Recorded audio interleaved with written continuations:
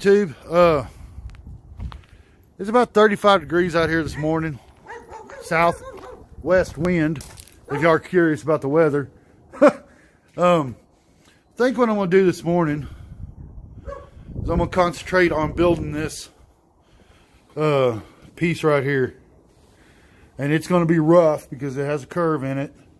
But I need to come down here past that trim holder on her and build that whole piece. And then the metal's good right here, so I'll have to come in here again right here and build this piece all the way around to here, which that's gonna be fun because I'm probably gonna have to build me another piece to come up to it. So we'll address that when we get to it. You know, guys, these videos I'm doing on this Monte Carlo is going to be kind of repetitive. If y'all want me to keep recording them, I'll keep recording them. If you don't want me to, let me know, and I'll work on it. Then I'll show you updates videos. But it's up to y'all. Y'all let me know. This is the only thing I'm going to really be working on. So let me get some measurements and we'll start building a patch. I built that patch yesterday. I sure hope y'all can see this. This is my last factory edge. So I took my square and I held my square up right there so I can get my bottom straight line right there. Okay, that's straight. The second line is the 3/4 mark, and I hope y'all can see this. The second line is this 3/4 mark where it needs to be bent. Now this mark is where I'm going to cut it off, just like I did the other patch, and leave it long, then trim it on the car. So I'm going to get proceeding and cutting this out, and my overall length is 22 inches because at the 15.5 mark, I got to start getting a curve in here. And with this being bent, I'm going to have to cut some relief cuts in the big part, and maybe I can bend it around. We'll see how that works. So let me get this cut out. Let me show you what I'm doing here. I got my piece of sheet metal with my 3/4 mark lined up there and at the other end, which I don't have enough room. So prove to y'all I don't have a metal brake. This is how I do it. Clamp it down real tight. And then I take the hammer, and I'm going to have to swing the hammer left-handed, and I just start slowly working the metal down. Just like so. It looks like I'm going to have to start hitting it a little harder though. But I just keep working the metal down. No big rush. So it's hard to do that left-handed. Hang on. Let me switch hands. Seeing how I'm a right-handed guy. Let me get back. See, I just, right there on the outside edge, I just keep working it down until I get it bent. Just like so. Now, y'all get the overall gist. And then when I get dead-ended against the angle iron,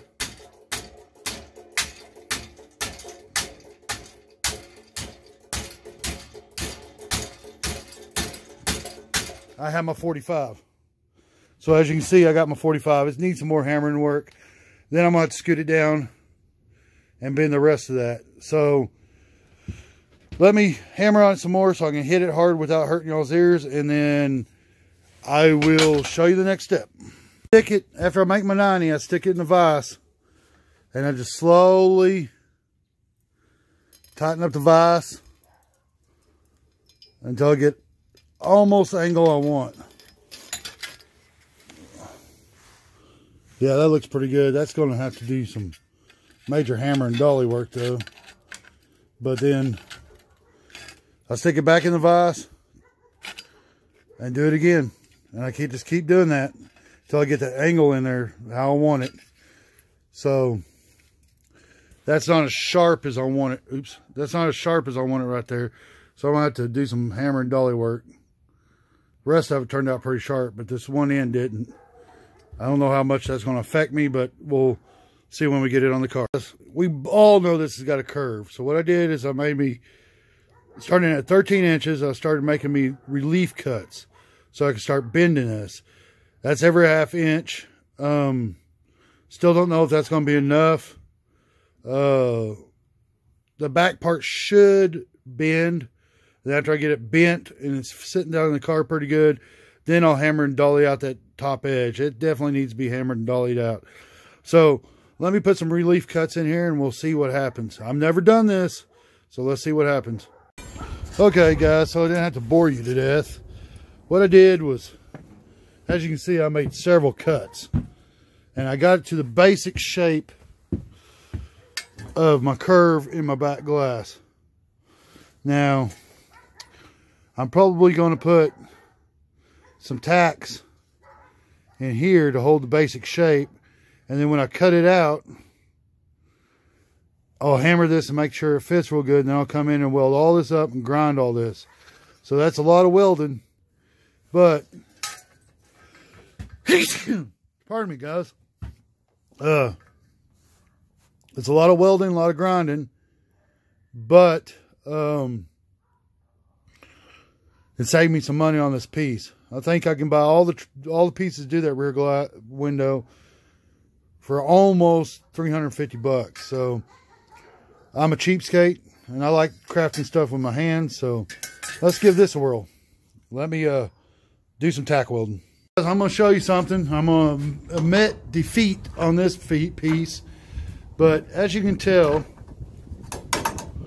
it comes around and, well, it don't quite fit. So I hope y'all can see that with my hand in the way, because I got to hold it up there. It don't quite fit. It doesn't make the radius like I hoped it would. So I got to go to plan B. And plan B is going to be to get it to start coming around the curve right here and cut it. I'm probably going to cut it right there. And then put one relief cut in it so I can get the curve in it. And then I'm going to cut this piece, seeing how it's almost already curved anyway, out. And then I'm just going to cut me a piece right here, inch wide, and put the curve in it with the grinder instead of trying to do this relief cut.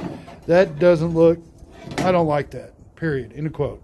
So I'm not saying I'm defeated. I'm just going to have to approach it from a different angle. That's just not going to work. Too sharp of a radius. So let's see something here. Guys, I'm telling you, I already like that better. Lots better. I'll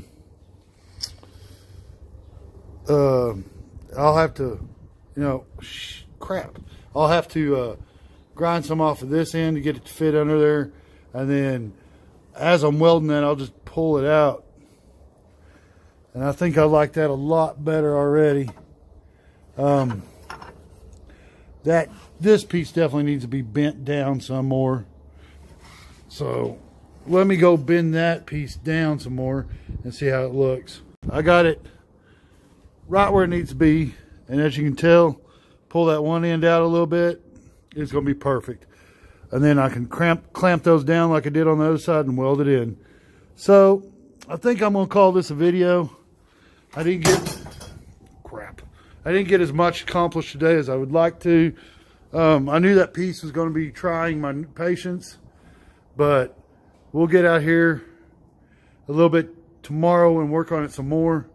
If you like what I'm doing, I've never repaired this kind of channel rust before. So if you like what I'm doing, if you got any suggestions, any comments, any criticisms, please subscribe. Please like my videos, and I'll see you on the next one.